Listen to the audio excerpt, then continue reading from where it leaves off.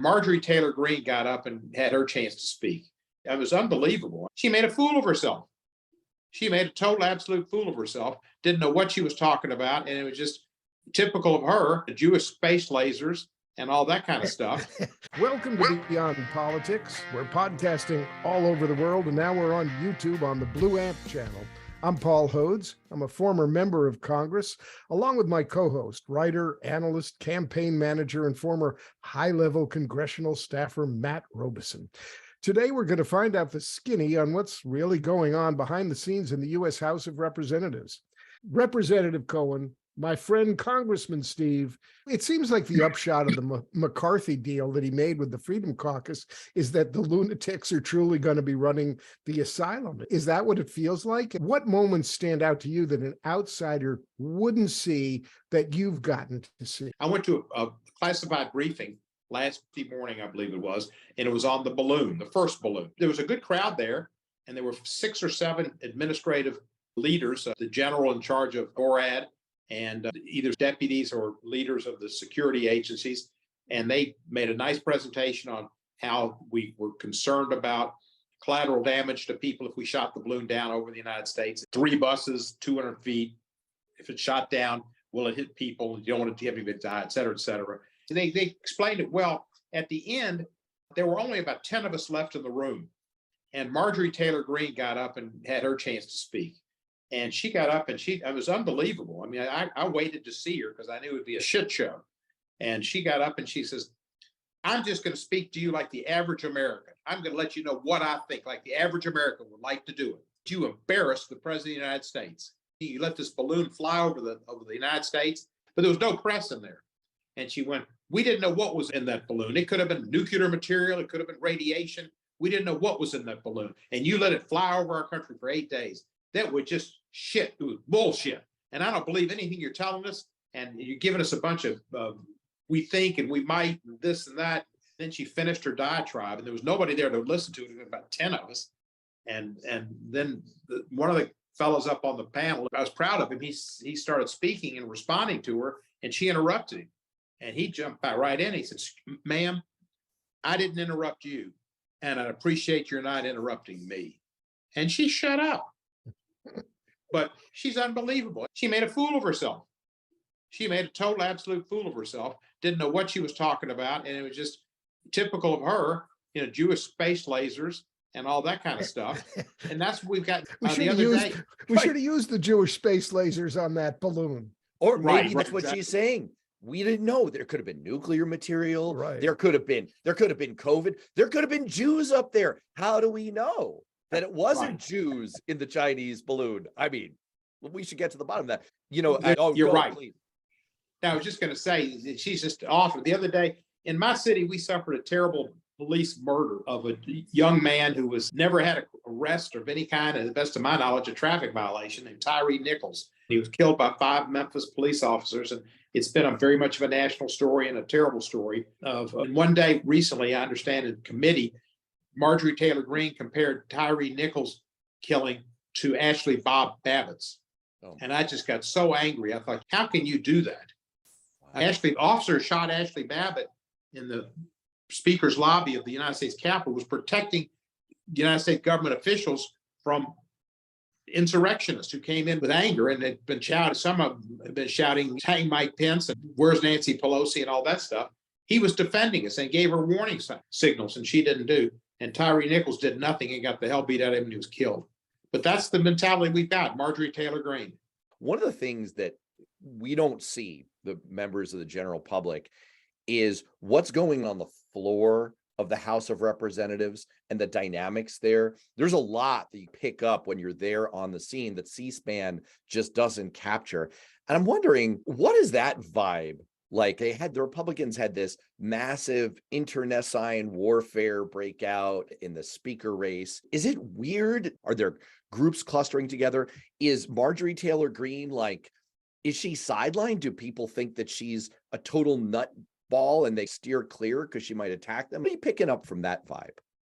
I don't think they do. For one thing, Marjorie Taylor Greene has gotten herself in with McCarthy, and McCarthy's accepted her as an ally. He's got a strange family coalition, but she's part of it. And she stood by him, and he's standing by her and standing by the rest of them too. And Marjorie Taylor Greene is really out there. She's Mondo Bizarro. But compared to George Santos, she's normalcy. She's just plain common, boring, historical congressperson. George Santos is really the worst. And then we've learned about this new woman named Anna Luna. Oh, yes. Florida, and she's another wacko. We saw Mitt Romney at the State of the Union go after George Santos and called and have a conversation. Santos went back at him, basically saying, "You're a dinosaur." Is Santos isolated? Is he weirder than the rest of them? What's it like being in a room with him? I walked in to vote on the Republican side, which sometimes I do. I come from Rayburn, and I came in on the Republican side out of the speaker's lobby, cast my vote in the machine, and then I walked, and there he was. It was like Liberty Valance, and there was the bad Lee Marvin coming at me, and I just looked at him, and I thought, he's here, he's really here. And so I turned to my left to avoid running into him, and I think he turned to his right, so we were still in the course of that would cause us damage. And so I got around him. I didn't want to see him. I kept my eyes away from him. I didn't want to run into him. I didn't want to talk to him. You didn't congratulate him on his recent Olympic gold medal? He just lies every day. But when I see him on the floor from a distance, and I saw him at a distance on the State of the Union, he hangs with Massey, who's a smart guy from Kentucky, but a right Freedom Caucus guy. And I've seen him around Gates and around my friend Tim Burchett, who I like, but he's votes terrible, and he's out there right wing and sits with Lauren Boebert and that crowd. But that's the crowd he's associated with. He associates with the crazies on that side. He voted for McCarthy consistently on the 15 rounds, but he did that to protect his flank, so McCarthy would keep him in Congress, which he has, and not try to expel him. But no, he's not spoke on the floor that I know of. I don't know if he's resigned from his committees or taken a leave of absence, so he hasn't spoken anywhere except with the press. But he's a sick human being. He does not belong in Congress. The Washington Post had this article that Paul sent to me this morning about how there's this whole crop of Republican and Democratic freshmen who are all hell-bent on they're going to work together. They're having productive policy conversations. We're going to have lots of new legislation. Congressman Cohen, how would you grade the likelihood of some of this bearing fruit? Is there actually a prospect of some of this new blood infusing some bipartisan progress in this Congress? Or is this about to come crashing down? They just haven't realized it yet. More likely that I win the MVP in the Super Bowl next year than that Paul Hodes comes down in a thong from the sky at the halftime show with his guitar. Oh my God.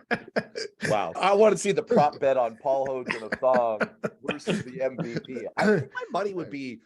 Oh man, we've heard a lot of crazy stuff on this show, but I think that may take the cake. I've never worn a thong, let alone at the Super Bowl. What about at the State of the Union? I'm not talking about what's going on underneath. So Norm Macdonald said he saw you in a thong at the Super Bowl. There you go. I read an article before the show from Slate talking about your chairman, Jim Jordan, at his first hearing, basically saying, hey, this is a crusade against the Biden administration. He's got some other kinds of crazy issues from his background and back home. He's the guy running the Judiciary Committee. So what's it like? How are you going to work on that committee? And I'm curious, what's the Dem strategy? And are there any issues that you think you might be able to work with this guy on? Or is it all just a show for the next 2 years? It's going to be a show for the next 2 years. It's now called the Constitution, probably with a small c, and other government overreach. Civil rights and civil liberties is now out of the title because they don't believe in civil rights or civil liberties, except for people that don't want to bake cakes for gay and lesbians. That's civil rights to them. And the situations about going into a restroom without having a transgendered person possibly being in a stall near you, that's a civil right. It's basically bakeries, vegetables. And so I chose not to be on the subcommittee, but I chose not to be the ranking member and to deal with those crazy issues. They've got this committee that's going to get all the action, which is the weaponization of the FBI, the Justice Department, and federal police. They claim to be very pro-police, don't defund the police, but they want to attack and eviscerate the highest level of police, the FBI and the Justice. It's interesting that they think the FBI has been weaponized against the American people because Donald Trump told them that happened, and he's a crook, and that's where the FBI should be spending their time. The most corrupt person to ever hold that office, and God knows how many crimes he's committed, and hopefully he'll be convicted of one or two. It feels like the intersection of Orwellian logic and gaslighting, to hear a figure like Jim Jordan, who literally looked the other way as a sexual abuse scandal was breaking out under his nose at Ohio State, to have him leading a committee looking into weaponization of the FBI against Donald Trump, when the reality is that, if anything, the FBI was weaponized for Donald Trump. Donald Trump's whole insane cockamamie QAnon-esque theory about this, he brought it to court. He sued Hillary Clinton, and it was not only thrown out of court for being frivolous, he was penalized $1 million by the federal judge for wasting the court's time and blathering falsehoods. A federal judge in Florida has imposed a nearly $1 million fine against former President Donald Trump and one of his lawyers. The sanction was for filing a, quote, frivolous lawsuit against Hillary Clinton and others. The judge ordered Trump and his lawyer, Alina Habba, to cover the legal costs for Clinton and the 30 other defendants linked to the case. The lawsuit claimed Clinton and others tried to undermine the 2016 presidential election.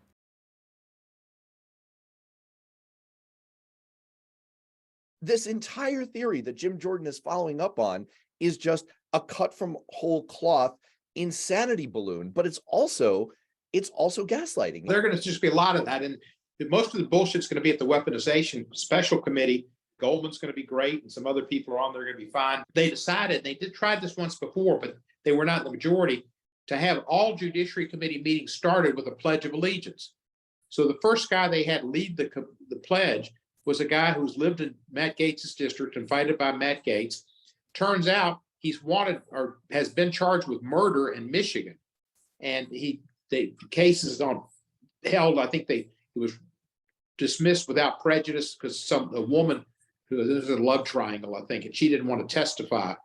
But there was a man murdered by this man. It's all these insurrectionists who don't believe in the Constitution now wrapping themselves in the flag and having all these pro-America stuff, and yet they have no idea about America. These are the insurrectionists who refuse to comply with lawfully issued subpoenas, now issuing subpoenas and saying the Justice Department is wrong not to respond to their subpoenas when they didn't respond to subpoenas. This is the greatest moment in the history of congressional hearings. So they're doing a hearing on the way Twitter got weaponized against Republicans. And they called up a Twitter employee, and they had the opportunity for new Representative Maxwell Frost, Democrat from Florida, a real up-and-comer on the Democratic side. And he asked the Twitter executive about the tweet in which, and I'm just quoting here, Chrissy Teigen called former President Donald Trump a pussy-ass bitch. And she had to explain that the discussion inside Twitter was, well, there's a limit. You can't do 3 insults. 2 insults in a tweet is okay. So now you have this lexicographical discussion about, is pussy-ass 1 adjective or 2? Is pussy-ass bitch 1 term or 3? Or 3. I'm not sure I know the answer. All I know is I love this. I love every moment of it. And I just have faith now, Congressman, because of what you just said, that there's going to be a lot more of this. Accurate tweet, but let me ask you a question. Define to me, what is pussy ass? Oh, you'd have to ask Chrissy Teigen what she Why do you meant. do this? Oh my gosh. You know what I'm going to do, Congressman? I'm going to call your communications director. I'm going to this up right after we finish this interview, and I'm going to suggest subpoena Chrissy Teigen. She'll do it. Talk about a press opportunity. Let's really dive into this tweet and find out what she meant. I don't know what she meant, but I don't necessarily see that as being something that would be pejorative.